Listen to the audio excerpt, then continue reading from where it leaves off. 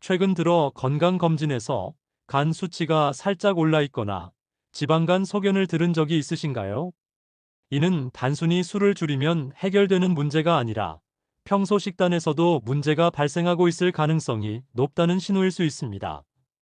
간 건강 관리는 흔히 음주를 즐겨하는 사람만 신경 써야 할 문제로 여겨지지만 실제로는 중년을 넘어가면서 누구에게나 관리가 필요한 영역인데요.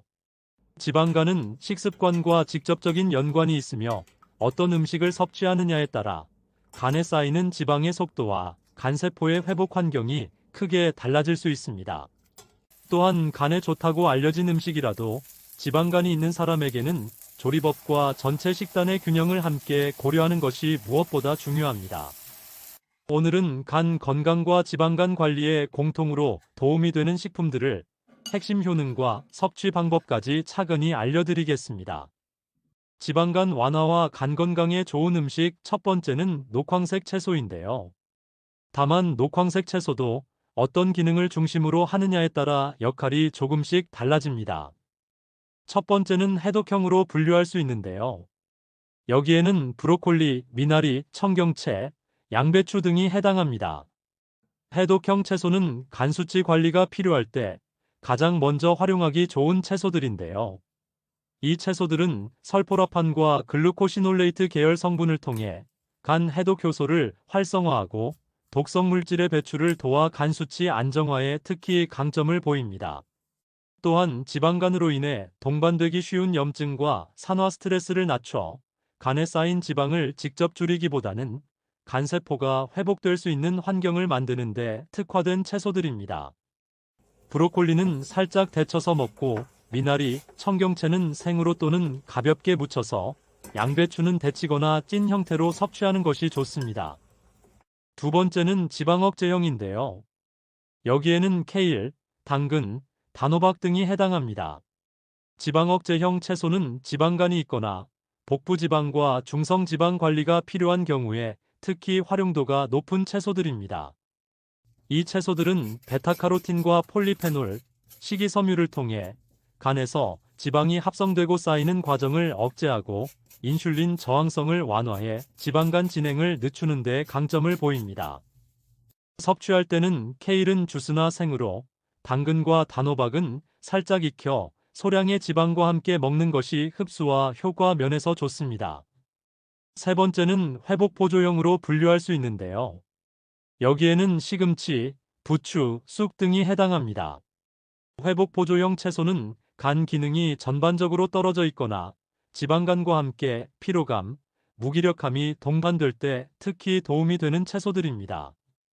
이 채소들은 엽산, 마그네슘, 클로로필, 유기황화합물 등을 통해 간 대사와 혈류를 보조하고 염증 부담을 낮춰 간세포가 회복 과정을 이어갈 수 있도록 돕는 데 강점을 보입니다. 섭취할 때는 시금치는 살짝 데치거나 나물로, 부추는 가볍게 볶거나 국에, 쑥은 데쳐서 무치거나 차로 활용하는 방식이 부담 없이 좋습니다. 지방간 완화와 간 건강에 좋은 음식 두 번째는 식물성 단백질이 풍부한 식품인데요. 식물성 단백질이 풍부한 식품에는 두부, 콩류가 있습니다. 앞서 소개한 녹황색 채소가 간의 환경을 정리해 준다면 식물성 단백질 식품은 간이 회복되는데 필요한 재료를 채워주는 역할을 하는데요. 이 식품들은 포화지방 함량이 낮으면서도 간세포 재생에 필요한 아미노산을 안정적으로 공급해 지방간이 있을 때도 간에 부담을 주지 않는 것이 특징입니다. 섭취 방법은 두부는 찌거나 데친 형태로, 콩과 렌틸콩은 삶아서 샐러드나 반찬으로, 병아리콩은 으깨거나 수프 형태로 활용하면 소화 부담을 줄일 수 있습니다. 지방간 완화와 간 건강에 좋은 음식 세 번째는 좋은 지방, 즉 불포화 지방산이 풍부한 식품입니다. 여기에는 올리브 오일, 견과류, 아보카도 등이 해당합니다. 채소와 단백질은 간의 환경을 정리하고 회복하는 데 도움을 준다면 좋은 지방은 간에서 지방이 쌓이지 않도록 대사를 조절하는 역할을 합니다.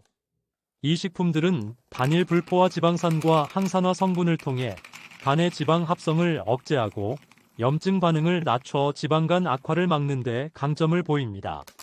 섭취할 때는 올리브 오일은 하루 한 스푼 정도를 생으로, 견과류는 하루 한 줌 이내, 아보카도는 소량을 식사와 함께 곁들이는 것이 좋습니다.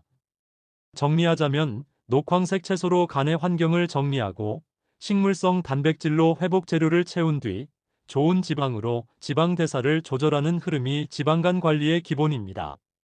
앞서 소개한 식품들을 보조해 줄 수 있는 식품들도 있는데요. 대표적으로 양파와 마늘이 있습니다.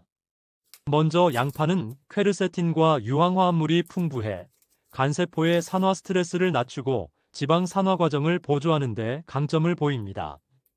특히 녹황색 채소와 함께 섭취했을 때 간 해독 과정에서 발생하는 염증 부담을 완화해주는 역할을 하여 간 수치 관리와 지방간 초기 단계에서 함께 활용하기 좋습니다. 양파는 샐러드나 나물처럼 녹황색 채소와 함께 생으로 소량 섞거나 가볍게 익혀 반찬으로 활용하는 방식이 부담이 적습니다. 다음으로 마늘은 알리신을 비롯한 유황화합물 성분을 통해 간 염증 반응을 낮추고 해독 효소의 작용을 보조하는 데 강점을 보입니다. 특히 두부나 콩류 같은 식물성 단백질 요리에 곁들이면 간세포 회복에 필요한 단백질 대사가 보다 원활하게 이어질 수 있습니다. 마늘은 생으로 많이 먹기보다는 올리브 오일을 소량 사용해 채소나 단백질 요리에 함께 익혀 사용하는 방식이 간의 부담을 줄이면서 효과를 살리는 방법입니다. 다음으로 지방간과 간 건강을 위해서는 식사만큼이나 자주 반복되는 차와 음료 선택을 함께 점검할 필요가 있습니다. 음료는 매일 반복되는 섭취 습관이기 때문에 어떤 것을 선택하느냐에 따라 간에 주는 부담도 크게 달라질 수 있는데요. 이런 점에서 무가당 커피와 녹차는 지방간 관리에 비교적 좋은 선택지로 꼽힙니다. 커피에 함유된 폴리페놀과 카페인 성분은 간의 지방 축적과 섬유화 진행을 억제하고 녹차의 카테킨 성분 역시 간 염증과 산화 스트레스를 낮추는 데 도움을 줄 수 있습니다. 다만 설탕이나 프리마가 들어간 믹스커피, 달게 마시는 음료는 이런 장점을 상쇄할 수 있어 블랙커피나 무가당 차 형태로 마시는 것이 중요합니다.